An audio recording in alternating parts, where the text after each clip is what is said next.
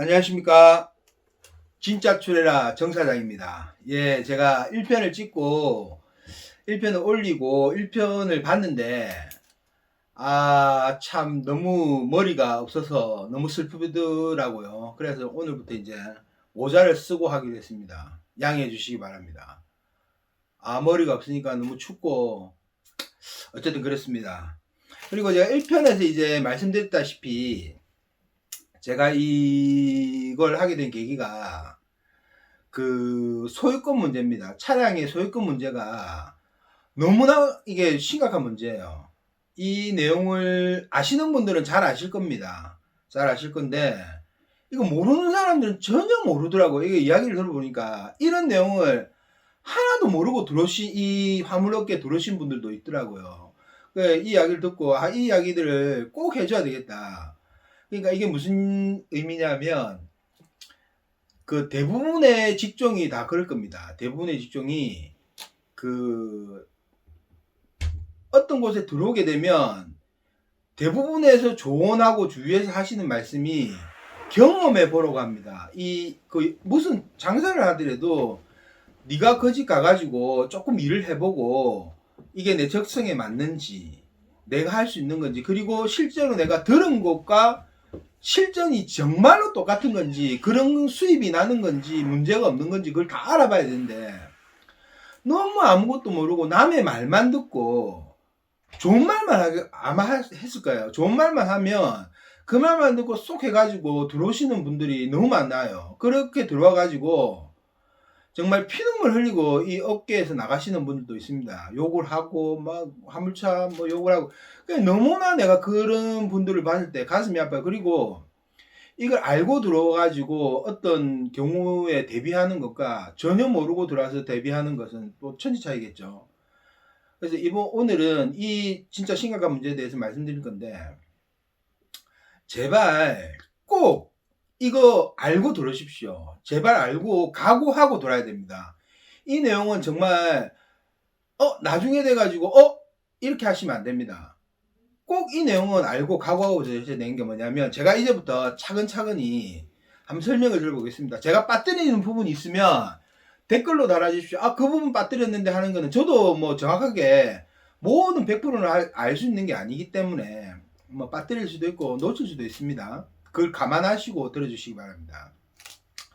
자, 우리 작은 차는 잘 모르겠어요. 내가 1편에서 말씀드린 뭐 용달이라든지 4.5톤 미만이라든지 이런 차들은 모르겠는데 근데 구조가 거의 비슷해요. 화물차의 구조라는 게 거의 비슷한데 아마 제가 알기로는 화물차가 이렇게 이제 영용 남발을 달고 노란 남발을 달고 한 게 뭐 거의 한 60년대 정도로 알고 있습니다. 그 전에는 일반이 이렇게 큰 대형 화물차를 일반 개인이 사서 운영을 한다는 거는 아마 쉽지 않았을 겁니다. 거의 불가능한 거겠죠. 그러니까 어떤 회사가 있으면 뭐 화물차가 있을 거고 그 화물차를 기사로 타고 직원으로 타고 아마 그런 시절이었을 거예요. 60년대니까요. 그런 시절이었고 뭐 정보도 없었겠죠 그때는. 근데 이제 아마도 이렇게 돼서 이렇게 됐다는 이야기들이 많아요. 이 지입제가 왜 생겼고 막 그런 이야기가 많은데 뭐 그거 다 썰인데 그건 정확한 이야기가 아니기 때문에 제가 말씀드리기도 좀 그렇고 일단 시간이 흘렀습니다. 시간이 뭐 60년대부터 이제 관리 차원에서 이렇게 흘러서 이까지 왔어요. 그래 이까지 왔는데 딱 보십시오. 내가 이제 화물차를 시작하려고 주위에 알아보고 운전도 배우고 뭐 대형을 따든지 출애라를 따든지 지금은 출애라라고 안 하고 뭐 견인 대형인가 하여튼 뭐 그럴 거야 아마 대형 견인인가 하여튼 그러는데 그러니까 면허증을 일단 먼저 따야 되겠죠. 면허증을 따고 첫 번째는 면허증을 따고 뭐 학원 가서 따면 되니까요. 뭐 요즘엔 속성으로 뭐 학원면허는 한 돈 100만 원 정도인 걸로 알고 있습니다. 근데 여기서 뛰어나신 분들이 있더라고요. 뛰어나신 분들이 정말 100명 중에 한 명은 학원을 안 가고도 면허증을 따시는 분들이 있더라고요. 그분들은 대단하신 분들이 타고났어. 존경합니다. 있어요, 내 주위에. 그렇게 이제 면허증을 땄니다. 면허증을 뭐 대형을 따든 출애를 따가지고 이제 그 다음에가 뭐냐면 제가 보니까 화물운송 자격증이 있어야 영업용 화물은 할 수 있습니다. 그러니까 그게 있어야지 또 차에다가 다는 게 있어요. 차에다가 화물운송 자격증을 또 부착하는 게 있습니다. 차 안에다가. 그것도 뭐 동시에 같이 나올 거고. 그게 있어야 되면 두 번째로. 자, 세 번째는 이제 운전을 어떻게 해서 배웠어요. 운전을 뭐 주례를 해가지고 배우든 뭐 누구가 어떻게 소개로 배우든 뭐 어떻게든 배웠다 칩시다. 누구나 뭐 시간이 지나면 운전을 배울 수 있는 거고 계기가 되면 배울 수 있는 거니까. 해가지고 이제 사업을 하려고 한다. 내가 이제 기사가 아니고 월급쟁이가 아니고 이제 내 차를 사서 하겠다. 얼마나 좋겠습니까? 내 차를 사서 한다면 이제부터 내 사업이에요. 그러니까 이 사업자 등록증을 먼저 말씀드릴까 한번차는 우리가 생각하는 그 사업자라는 개념이 제가 알기로는 그래요. 신고 사업자가 있고 허가 사업자가 있는 걸로 알고 있습니다. 그러니까 신고 사업자는 어떤 개념이냐면 뭐 분식집, 뭐 치킨집, 예를 들면요, 뭐 문방구, 뭐 이런 거는 신고만 하면 돼요. 그 세무서 가가지고 사업자 등록증을 내가 뭐 어떤 가게를 하겠습니다 하고 신고를 해가지고 사업자 등록증을 내면 그게 중요한 게 이제 그래야지 카드 단말기도 넣을 수 있고 막 다 그렇겠죠. 그래야 사업자를 내고 일을 할 수 있으니까 그거는 사실은 원한다면 누구나 낼 수 있는 사업자입니다. 사업자라는 게. 근데 이 화물차는 안 그래요. 화물차는 어떠냐면 일단 조건이 있겠죠. 내가 말씀드린 첫 번째 면허증과 두 번째 허가증 뭐 이런 거 다 내고 난 다음에 그 사업자 등록증을 내러 딱 그 세무서에 갈 때 화물 허가증이 있어야 됩니다. 화물 운송 허가증. 화물 운송 허가증이라고 뭐 상장처럼 생긴 게 있어요. 그걸 들고 가야 되는데 그걸 가지고 있는 데가 어디냐면 남바 임대회사입니다. 이걸 말씀드리기 전에 그 운송 이 사업을 할 때 어떤 식으로 하냐면 남바 운송회사가 있고 그러니까 남바 임대 사업자가 있고요. 첫 번째 남바 임대 사업자가 있고 두 번째가 화물 알선 주선 사무실이 있습니다. 그 두 가지가 따로예요. 이거 사람들이 헷갈려 하는데 뭐 지입제다. 요즘 뭐 사람들이 뭐 쉽게 말해서 차를 지입했냐 그렇게 하는데 그걸 알기 전에 지입이라는 개념을 정확하게 우리가 아는 지입 개념이 이거예요. 남바 내가 사업자를 낼 수 있는 노란 남바를 달 수 있는 영용 남바를 달 수 있는 남바를 대여해주는 회사, 사업자 등록증을 낼 수 있는 대여해주는 회사, 그러니까 사업자 운송 사업 허가증을 가지고 있는 회사가 있어요. 회사가 뭐 남바 회사라고 남바 회사인데 이게 무슨 개념이냐면 그냥 쉽게 말해서 전월세를 사신다고 보면 됩니다. 전월세를 산다는 개념이 뭐냐면 내가 이제 이 사업을 하려고 차를 삽니다. 뭐 그건 뭐 차라는 건 중고차도 있고 새 차도 있고 뭐 여러 가지겠죠. 뭐 예를 들어서 중고차 같은 경우에는 뭐 추레라가를 예를 들어서 뭐 아는 사람끼리 이야기하면 뭐 4,500만 원짜리 차도 있습니다. 뭐 지금이 2021년 3월 오늘 3월 1일이에요. S 지금은 이제 단종됐어요. 상용차라든지 뭐 91A 뭐 하여튼 뭐 많아요. 뭐 대우차라든지 이런 차들은 뭐 1,000만 원 미만짜리 차도 있고 뭐 너무 많습니다. 새 차 같은 경우에는 액션트 같은 경우에 기본이 한 1억 3천부터 탑 낮은 거 시작해서 액션트 프로는 뭐 1억 5천 6천도 갈 거고 그 다음에 뭐 스카니아 볼보 뭐 200만 벤츠 이런 거는 뭐 거기도 시리즈가 있습니다. 시리즈가 있기 때문에 기본형 차들이 있고 아주 높은 형 차들이 있습니다. 그건 유튜브에 보면 많이 나오고 그 리뷰를 하는 차량 리뷰를 한다고 하죠. 언박싱이지 일종의. 보면 많이 나오는데 심지어 뭐 비싼 차들은 뭐 2억 5천 3억까지 가는 차들 장재물 하는 차들은 우리나라에 몇 대 없는 차들도 있어요. 막 만인가 하여튼 보면 차가 천차만별인데 가격대가 이제 신나가지고 이제 이 사업을 하려고 신나가지고 차를 알아보는 거예요. 중고차를 알아보든 새 차를 알아보든 그러면 딱 뭐 새 차 딜러든 중고차 딜러든 이랍니다. 남바는 어떻게 하실 거예요? 물어봅니다. 그러면 그걸 남바를 달아야 될 거 아니에요. 참 답답한 게 차만 산다고 해결되는 게 아닙니다. 차만 산다고 뭐 사업자 등록도 내주고 하는 게 아니에요. 허가된 곳에서 내가 남바를 받아야 되는 겁니다. 그 남바 회사에서 남바를 내가 임대를 받아야 되는데 임대 받는 조건이 뭐냐면 내 차의 소유권을 그 남바 임대회사에 넘겨주는 거예요. 이 말도 안 되는 건데, 그런 게 지금까지 60년대부터 지금 2021년이니까 60년 넘게 이 일이 벌어지고 있는 겁니다. 내가 내 돈 주고 사가지고, 내가 할부를 넣고, 내가 관리를 다 하고 있는 이 차의 소유권을 이 남바 회사에다 넘겨줘야 돼요. 이거는 진짜 말도 안 되는 이야기고, 참 내가 기가 막혀서 웃음밖에 안 나오는데, 나의 소유권이 차가 가불원부를 떼보면, 갑부를 떼보면, 이게 내 이름 홍길동이 아니고, 무슨 회사 이름으로 올라가는 거예요. 여러분, 이게 말이 됩니까? 여러분이 만약 생각해 보세요. 내가 아파트를 하나 분양을 받고 장만을 한다 치십시다. 아파트를 돈 다 주고 사시는 분도 있겠지만, 은행 대출 받아서 하잖아요. 은행집 받는데, 이렇게 주고, 이 집에 내가 살고 있는데, 이 집 소유권이 다른 사람이다 생각해 보세요. 잠이 오겠습니까? 정말 나는 이해가 안 갑니다. 이걸 말 안 해주신다는 게 다들. 또 갑자기 열받네. 잠깐 물 좀 마시.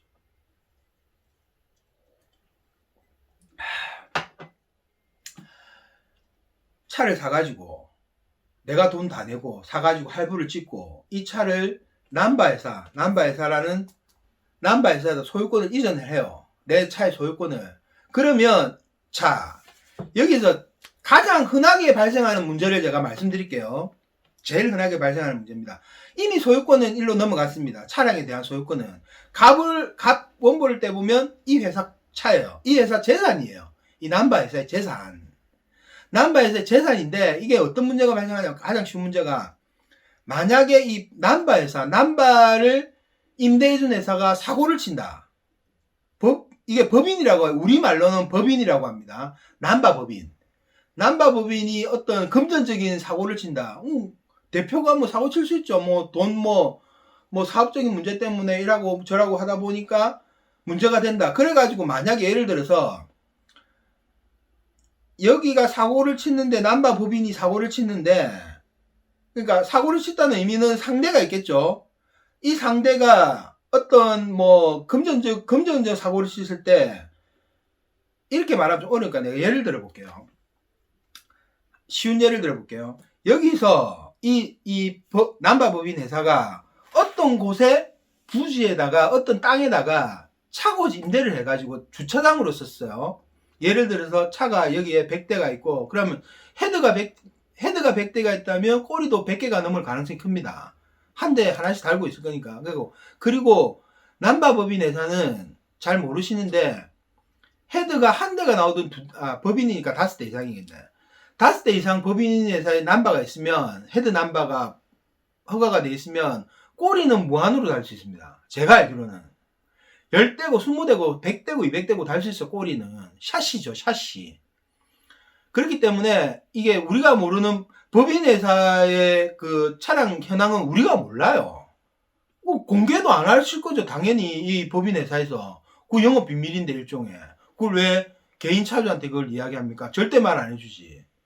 규모도 말 안 해주고, 그 다음에 이 법인 회사가 남바법인이라 할게요. 이제부터 남바법인 회사가 차고지도 잘 이야기를 안 해줘요. 원래 차고지가 없으면 법인이 허가가 안 납니다. 이게 유지를 해야 되니까. 옛날에는 작은 1톤차들도 차고지가 있어야 되는데 요즘 그런 거 없는 걸로 알고 있습니다. 실효성이 없다. 근데 대형차들은 차고지가 있어야 돼요.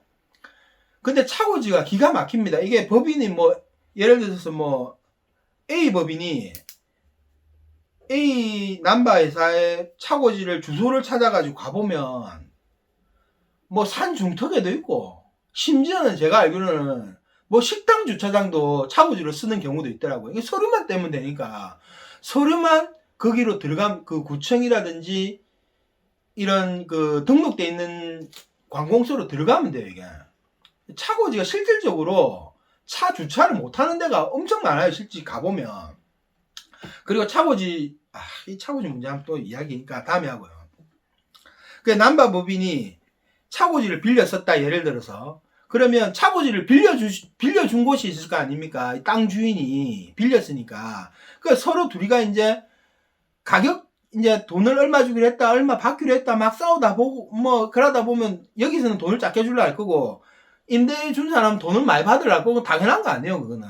그러니까 뭐, 계약이 뭐 어쩌니 저쩌니 하다가, 얘 둘이가 법정으로 가는 수가 있습니다. 여기서는 돈 못 받았다, 여기서는 돈을 줬다, 이래가지고. 이 돈, 그러니까, 안 받은 것도 아니고, 안 준 것도 아니지만, 가격이 차이가 나는 거예요, 이제 그때부터. 얼마 주기로 했는데, 안 줬다, 아니다, 우리는 이 돈만 주기로 했다. 그래가 실제로 법정에 가요, 이 사람들이. 그래가지고, 이게 또 골치 아픈 게 민사입니다. 이 형사건이 아니에요. 형사건이 아니기 때문에 당장 판단나고 그런 거 아니에요. 몇 년이 걸립니다, 이게. 몇 년이 걸리는데, 내 주위에도 이런 분들이 있었는데, 기본 몇 년입니다. 4, 5년 그냥 훅 갑니다. 그러면 이쪽에서 임대해준 쪽에서 법원에다가 이제 민사재판을 걸어가지고 이쪽에 민사재판에서 일부 승소를 하게 돼가지고, 그러니까 채권을 확보하기 위해서 이 남바법인에 있는 재산에다가 압류가 들어옵니다. 건저당이 들어와요. 건저당이 일종의. 압류가 들어오면 이 법인에 있는 차량과 뭐 모든 재산에 들어오겠죠. 근데 법인이 재산이 없어요. 대부분 보면 우리가 맡긴 차, 내가 내 돈 주고 사가지고 내가 할부 찍고 5만 잠 못 자고 일해서 들어가고 있는 내 차가 이 법인이 법원에서 지는 순간, 재판에서 지는 순간 압류가 10대고 20대고 30대고 짜자작 다 들어옵니다. 그게 금액이 얼마 안 되더라도 들어요. 심지어 뭐 1억도 들어요. 작은 금액이니까. 근데 예를 들어 생각해 보십시오. 대부분 보면 요즘 대형차 비싸잖아요. 비싸가지고 뭐 몇천만 원부터 몇 억까지 있는데, 자, 사실 10대만 있어도 10억입니다. 1억으로 계산해서. 10억이고 샤시도 10개가 있을 거 아니에요. 샤시 뭐 요즘 싼 건 있지만 대부분 뭐 5천만 원짜리 달고 다니잖아요. 캐스보르라든지 많잖아요. 뭐 한국 특장 뭐 요즘 뭐 샤시도 보통 4, 5천만 원 하지 않아요. 스리츠 콤비 리프팅 샤시들. 그럼 그게 1,000만 원이든 1억이든 10대고 20대고 남바법인 재산에 그 차에다가 건저당이 다 들어옵니다. 건저당이 들어오는 순간 골치 아파집니다. 이거는 차가, 이거는 이제 이전을 하죠. 예를 들어 이전도 못해요. 그 건저당에 있는 거를 누가 받으려 하겠습니까? 어느 법인이. 매매도 안 됩니다. 매매가 안 돼요. 매매가 차를 매매하려고 하면 내가 이제 이 차를 한 5년 타다가 이제 차가 뭐 어떤 이유에서인가 맛이 갔을 수도 있고 뭐 고장이 잘 날 수도 있고 할부가 끝났으니까 이제 고장도 나고 그래가 차를 바꿔야 되겠다 그러고 사실내 물어볼게요. 화물차 하시는 분들. 가본부 떼봅니까? 1년, 2년, 10년이 가도 아마 가본부 안 떼보시는 분들 많을걸요. 어느 순간 내가 차를 팔려고 가본부를 딱 뗐다. 근데 어른부가 나오는 거라. 어른부가 할부가 끝났으면 어른부가 안 나와야 돼요. 가본부에서 끝나야 되는데 어른부가 나와서 뭐지 하고 보니까 건저당 설정이 돼 있는 거예요. 열받는다. 건저당 설정이 돼 있으면 이제 그날부터는 빼도 박도 못합니다. 요즘 애들 말로 빼박이라고 하죠. 매매가 안 됩니다. 이 차는. 아니 건저당 설정되어 있는 차를 누가 삽니까? 생각해보세요. 여러분 건저당 설정되어 있는 집을 누가 사요? 부동산에서는 아예 그런 집 소개도 안 시켜줍니다. 건저당 설정되어 있는데. 자, 그러면 열이 이제 받을 거 아닙니까? 차주가 열을 바짝 받아가지고 이제 이 남바 남바 임대를 해주는 데다 이제 찾아갈까? 찾아가야 되는데 찾아가지도 않는다. 전화를 건다. 어찌 된 겁니까? 하면서 그러면 보통 이 남바 법인에는